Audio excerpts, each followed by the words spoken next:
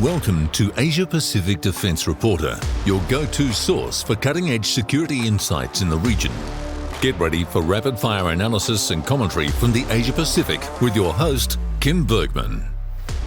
Hello and welcome back. In the last podcast, I had a few words to say about the Joint Committee of Public Accounts and Audit looking into the Hunter-class frigate program, and there's a lot more to come out on this. This is a committee, the hearings of which have been very much underreported in Australia. I can't quite understand why, because it's not just for Canberra bubble policy wonks. What's coming out is departmental mismanagement at a very significant level when it comes to the selection process for the Hunter-class frigates. Now, it's a $45 billion project, so it's significant in terms of money. It's also very significant in terms of defence capability, and we're getting more and more evidence, including most recently on the 20th of November, from the Secretary of the Department of Defence himself, Greg Moriarty, who made a number of, I think, crucial reflections or statements, including he agreed that the Type 26 design was immature. It was assessed formally as actually being as mature as the other two designs, which were actual ships in the water. He also indicated in no uncertain terms that he had been misled by his own department, or to put it another way, had not been fully informed about certain key aspects of the way the evaluation process had been handled. In the same hearings, the Department of Finance made it clear that they, in their evaluation of the project, relied entirely on information, well, numbers in particular, being provided by Defence. They took all of this on trust. They said that they received a lot of pushback from the department when they tried to be critical of the process or adjust the process. Anyway, there's a lot more that's going to come out on this. Oh, and by the way, I noticed that one of the formal submissions to the committee was from the UK government, and buried in the detail of that is a further delay in the initial operational capability being declared for the Type 26 reference ship. That's now moved from October 2027 to October 2028. And I can tell you that if there's a delay announced now from 2027 to 2028, that's not a very good sign at all. It's adding on to earlier delays, and so there are just more question marks about the Hunter-class frigate program. The committee, I think, is driving towards a couple of very important things. Firstly, to find out who was responsible for this series of breaches of process, the most important of which being there was no formal value for money assessment in the selection of BAE systems. If I'm reading the tea leaves correctly, the chairman of the committee, Julian Hill, a very good cross-examiner, I've mentioned him before, potential future defence minister in my opinion, or at least, a minister of some seniority.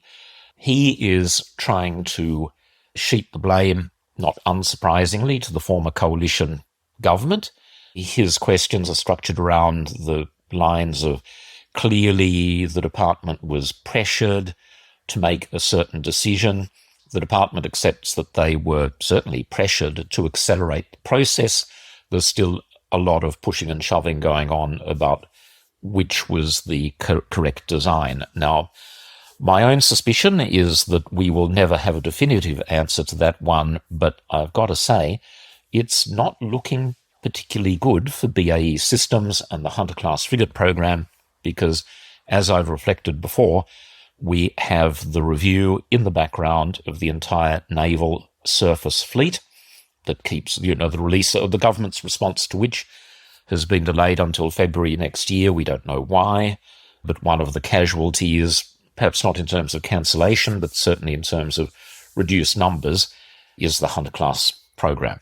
Now, by the way, if it were to be cancelled, this committee has done a pretty good softening up job in the sense that if the selection was based on, I'll say, corrupted process, not in the sense of financial corruption, but corrupted in the sense the proper process was not followed, it does clear the way, or further clear the way, I should say, for a cancellation. Again, if to give people an indication of how I'm feeling, I'd say that's unlikely, but I can't rule it out. Maybe a 10% chance.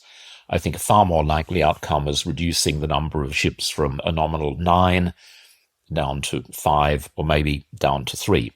Anyway, I feel emboldened because of all of this by making some tougher reflections on some defence activities than I have previously, because, I try and, as always, try and be factual about these sorts of things, but these hearings have led me to the conclusion, and I'm sure a lot of other people would feel the same, if other projects were subject to the same level of analysis that they're getting from the Joint Committee, a number of major flaws would be exposed.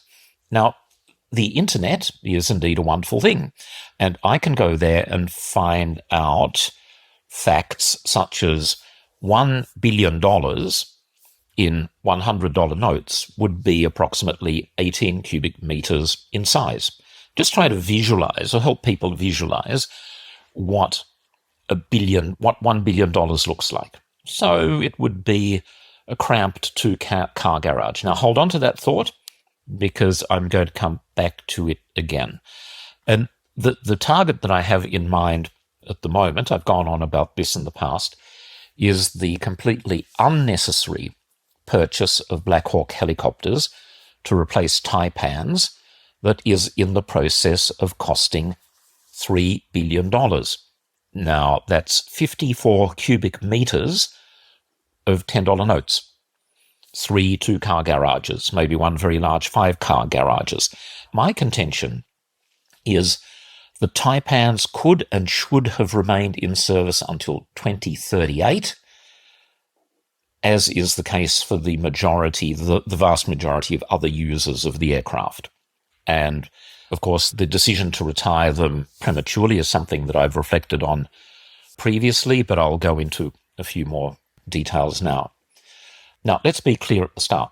Blackhawks are a fine helicopter. They are a very mature design. They are robust helicopters, and they are relatively simple to operate. I've flown around in some, and I have absolutely no complaints. They still use mechanical controls, unusual in this day and age, meaning that things like the pedals in the cockpit are actually physically connected by wires and pulleys and things like that to control surfaces. Taipan, much more modern, much more capable.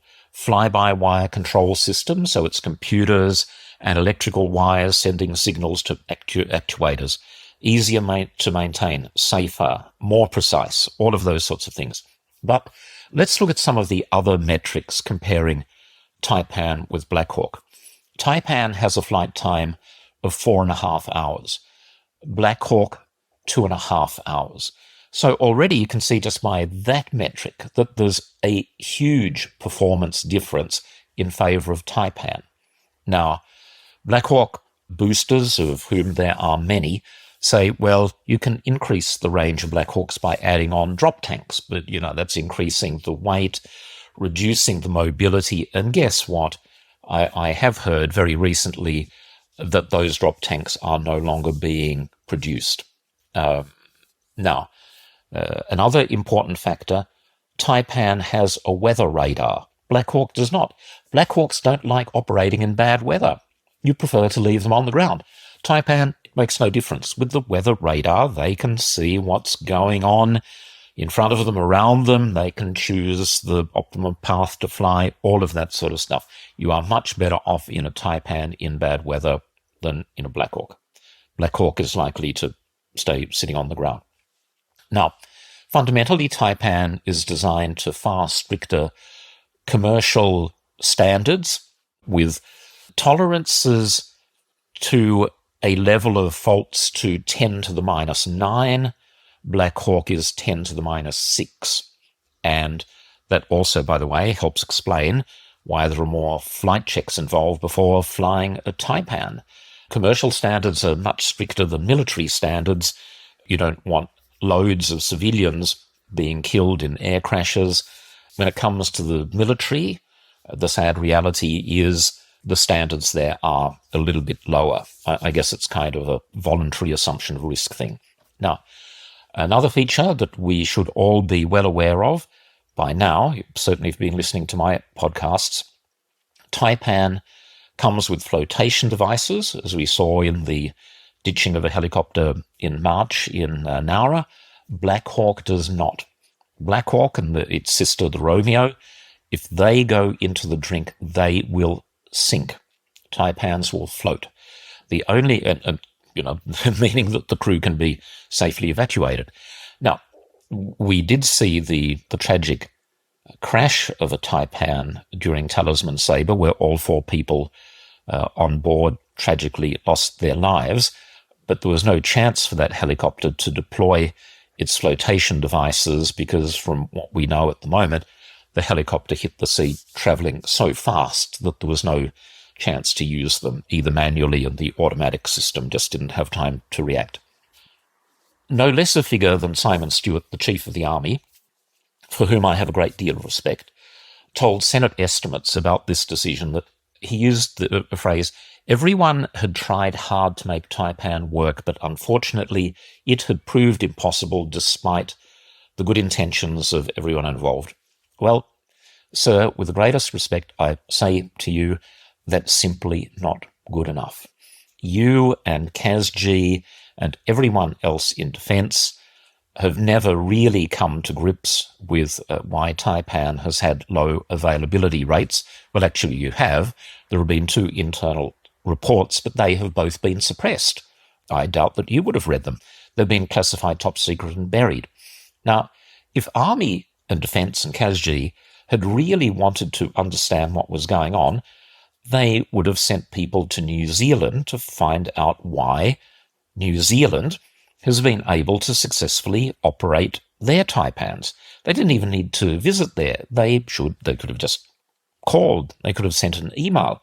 And I've been dismayed on the very rare occasions when I've had the chance to ask Army aviation people directly, how is it New Zealand can keep their Taipans going and we can't? The answer has been, frankly, almost childish. It's, oh, well, the New Zealanders do things differently and we don't know how they do it. Well, get off your backsides and find out. Instead, Defence, and I include politicians, I include a succession of ministers, have weakly given in to a relatively small number of pro-US boosters who have always wanted Black Hawk instead of Taipan. And for that matter, they've also wanted Apache rather than Tiger, and there's a lot more to come on that. I can't do both helicopter classes in one podcast, but believe me, Apache is part of the same depressing, dismal pattern. Now, politicians over the last 10 years have caved in because they neither know nor care. They're too busy looking for opportunities to smear their opponents, or off playing golf, or off hosting visiting delegations, than to do their actual jobs.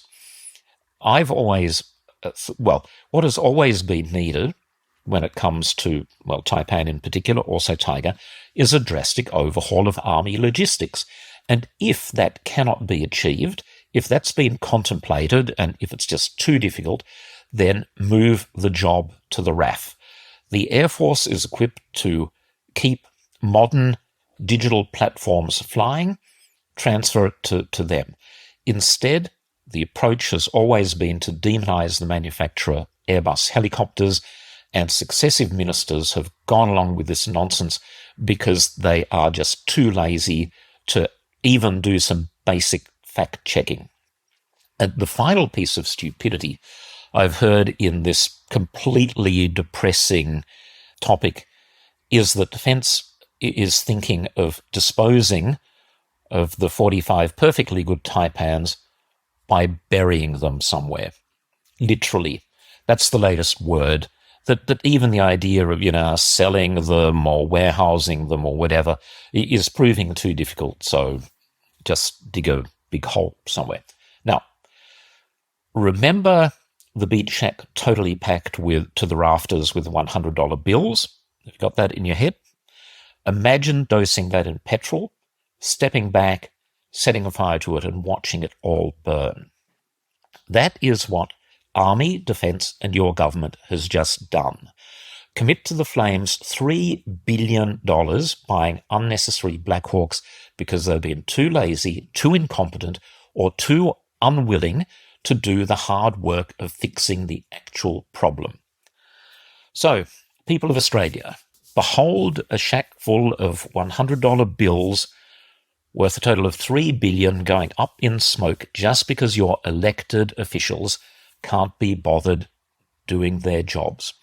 Now imagine that same circumstance being replicated for the cancelled attack program. The cost of that was $3 billion.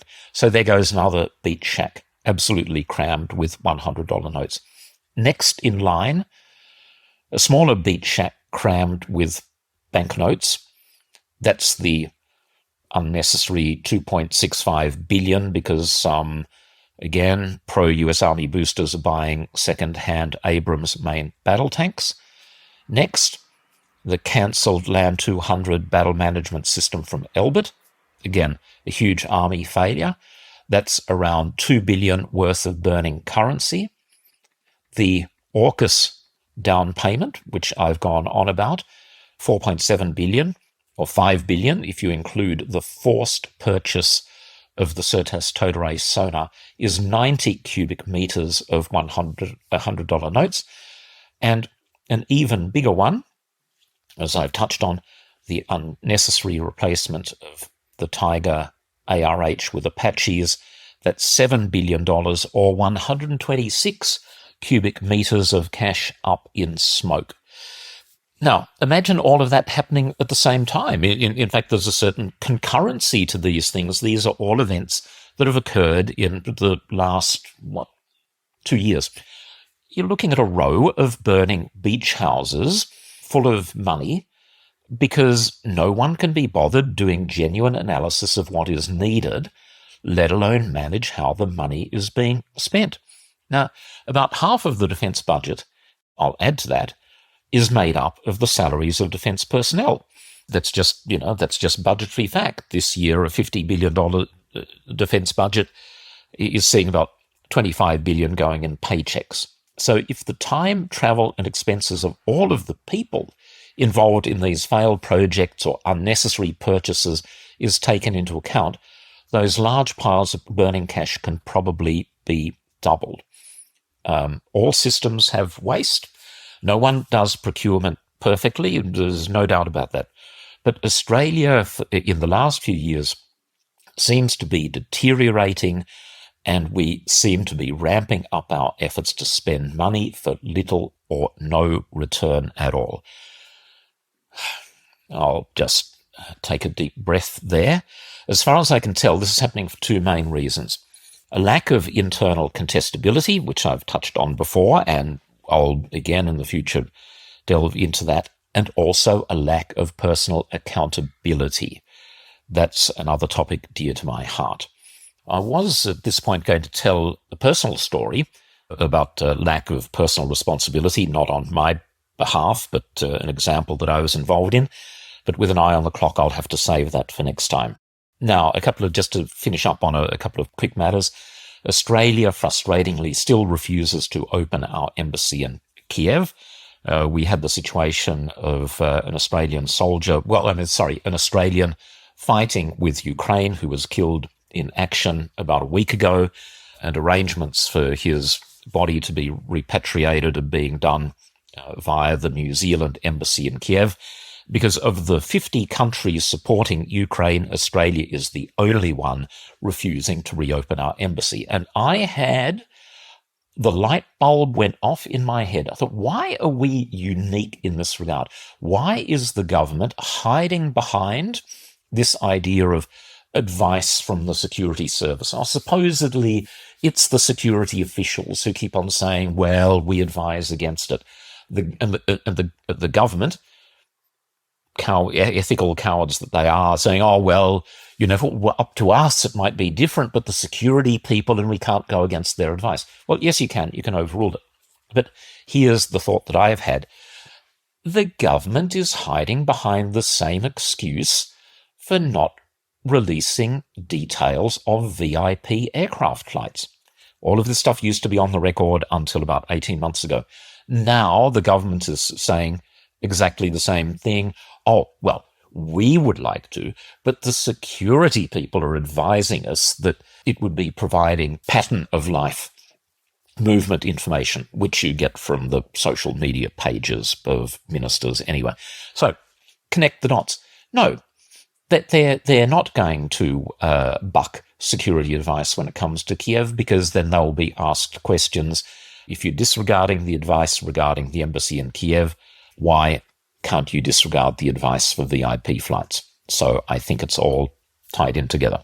Now, just for fun, in the next episode, I am going to describe possibly the most damaging leak to national security in recent times. And I'm going to mention this because, thankfully, Mark Dreyfus, the Attorney General, is making some legislative changes which will give journalists a few more protections. But I'm out of the time vault, so to speak, go into an incredibly damaging leak about the Collins-class program that came not from a whistleblower, not from a pesky journalist, but in fact a jealous RAN officer who decided to blow up the Collins submarine program out of jealousy. It's a good story, and I'm looking forward to telling it. Thank you for listening, and see you next time. Bye for now.